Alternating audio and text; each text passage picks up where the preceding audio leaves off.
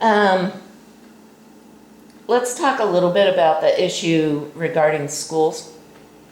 Which one? Well, yeah, You there's, name something and there's an issue. yeah. Um, you're on the Community Education Advisory CEAP board. So you're kind of familiar with this. I was a little, two nights ago, the city council did entertain a resolution to award the CEAP board $20,000 for internet access for kids who didn't have it. And I was a little disturbed to learn from an extremely reliable source, and no, I don't name sources. You don't need to. But I was a little disturbed to learn that going into that council meeting, you were not in favor of that resolution. That's not true at all. So your source is absolutely wrong.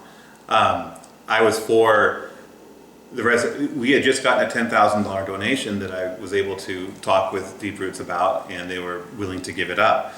I asked them to table that because I had also talked with school staff on Sunday, also on Tuesday before the meeting, who said they didn't need it.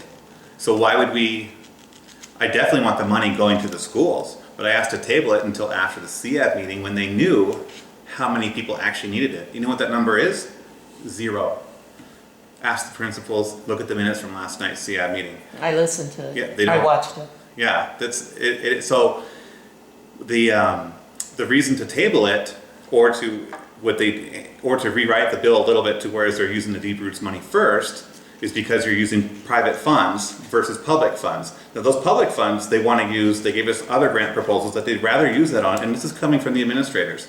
They'd rather use the city's funds, the public funds, to you watched the meeting last night. They want to use it for the sanitizing sprayers. Mm-hmm. They'd like to try to reimburse their teachers for this money that was taken from them to help in their classrooms that they pay out of pocket for. But to say I was against giving the money to the schools, or that's totally off base. I could show you the text that I sent if you'd like. No. I was gone. Brian actually said there was an email that he received, but it was actually a text. I'd already left because I had to go to a CERT meeting. The Community Emergency Response Team wanted me over there, so I went over to talk to them. But yeah, to just throw money at a problem without knowing what you're doing, I wouldn't have voted for that resolution exactly as it's written, because I think that, like I said, we have the $10,000 would have gotten you through a few months. You could have brought it back right after hearing from the principals if you needed to get internet there. You'd know because you would hear from them directly. So I did watch that today because I wasn't there for the whole thing. I did watch it and I do understand the reasoning behind it because they were being told that they had to approve it or the schools didn't get any money. If that's kind of a gun to their head, and I would have, you'd have to go along with that. But I don't think that's necessarily true. I don't think that's. I think that they could have just used the private funds to do it, and I think that Councilwoman Black suggested that, and I think Shook wasn't the only one. Okay. There's a lot of talk right now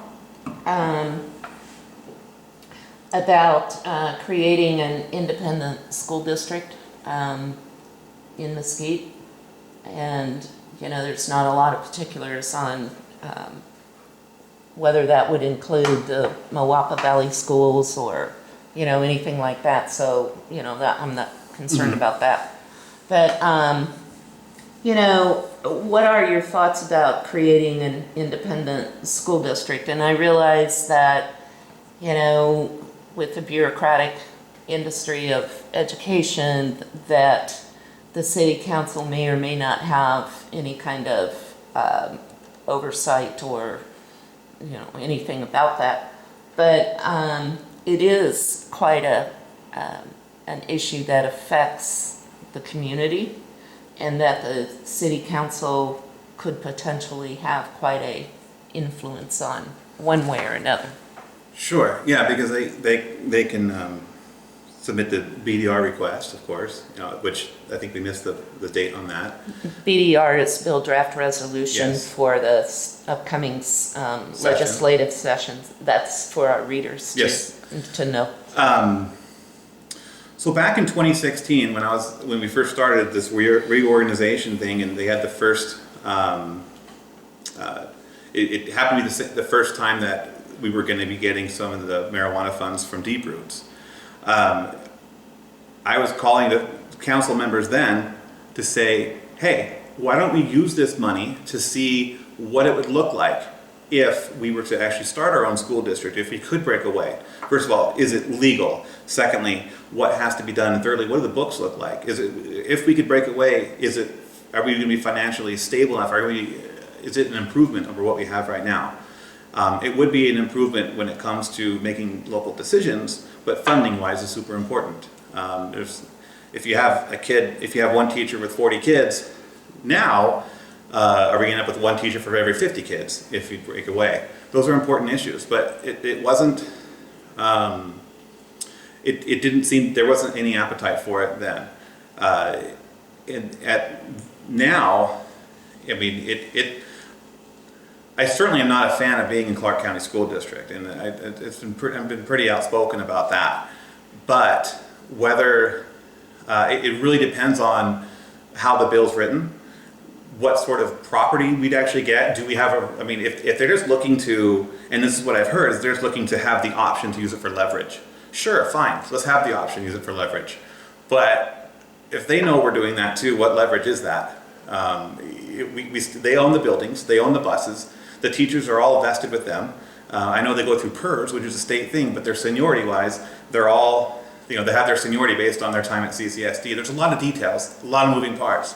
I'm certainly for looking into it, always have been, but whether or not we pull the trigger on it is a whole other story. What I do like is that the charter school that's been floated around, and this way you're opting out of CCSD immediately, and that could be happening anytime, and you don't have to wait.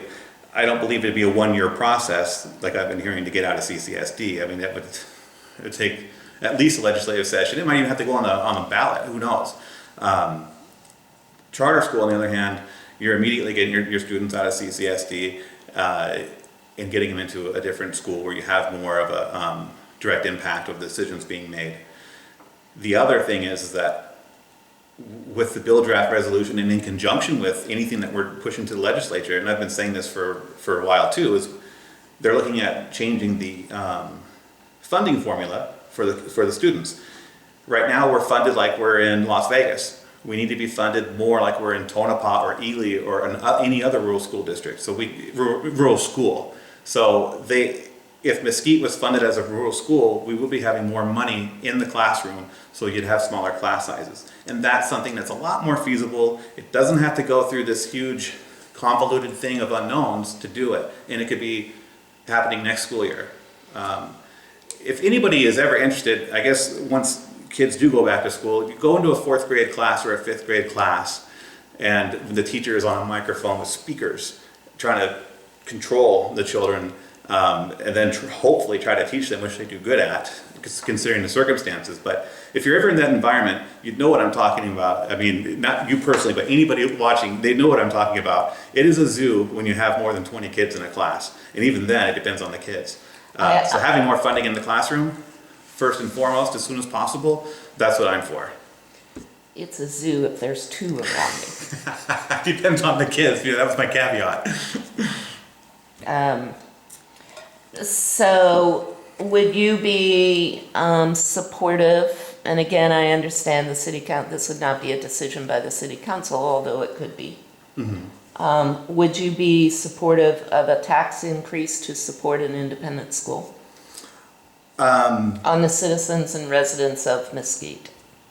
I am very much against tax increases of almost any kind. I mean, so I would say no, I wouldn't be. Okay.